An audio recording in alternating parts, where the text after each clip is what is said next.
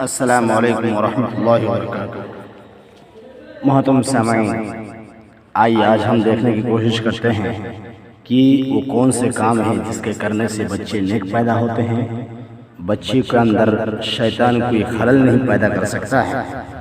تو محترم سامعین، اس سلسلے میں سب سے پہلے میں آپ کو یہ بتا دوں کہ جب ایک لڑکا ایک لڑکی کو شادی کر کے لائیں تو سب سے پہلے اس کے لیے ضروری ہے، اس لڑکی کے لیے ضروری ہے کہ وہ بن سنوار کر خوبصورت بن کے رہیں، اور لڑکے کے لیے ضروری ہے کہ لڑکے اپنی جنسی خواہشات کو پورا کرنے سے پہلے کچھ مصنون دعائیں ہیں اس کو پڑھ لیا کریں۔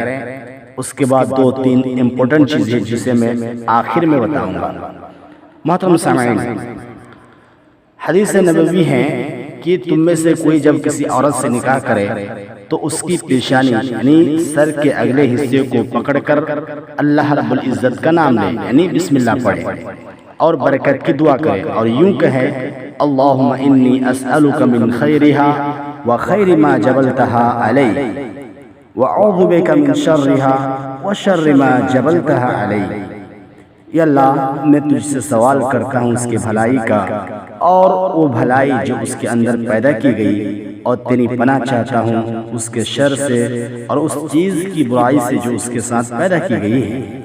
محترم سامعین، اس دعا کو پڑھنے کے ساتھ ساتھ ضروری ہے کہ لڑکا اور لڑکی دونوں ساتھ مل کر 2 رکعت نماز پڑھ لیں، جیسے کہ حضرت عبداللہ بن مسعود رضی اللہ عنہ سے روایت ہے، ایک شخص کو نصیحت کی، انہوں نے عبداللہ بن مسعود نے ایک شخص کو نصیحت کی، اس نے ایک کنواری لڑکی سے شادی کی تھی، لیکن اسے اندیشہ تھا کہ لڑکی اس سے بغض رکھے گی۔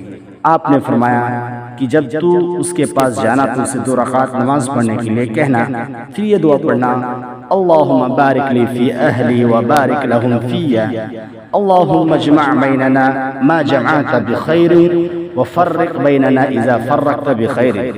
یا اللہ، میرے اہل و عیال میں برکت عطا فرما اور ان کے لیے میرے اندر برکت عطا فرما۔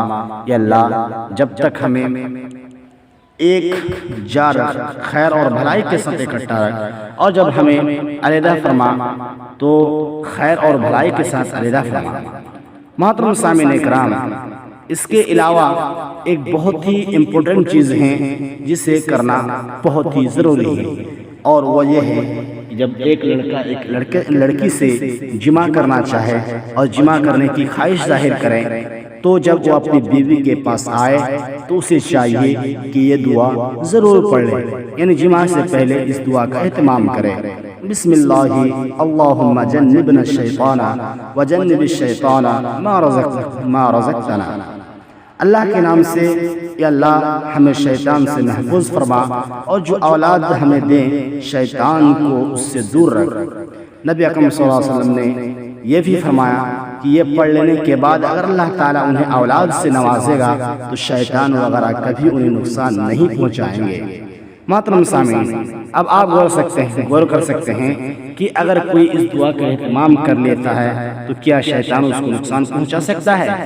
نہیں، ہرگز نہیں۔ اور انشاءاللہ اس دعا کے اہتمام کے بعد اس کے جو بچے پیدا ہوں گے بڑے ہی نیک اور شریف بچے پیدا ہوں گے، جو دین کے لیے گوشہ رہیں گے اور دین کی خدمت کریں گے۔ اس لیے ان چیزوں کا خیال رکھیں۔ شکراً، جزاکم اللہ خیر۔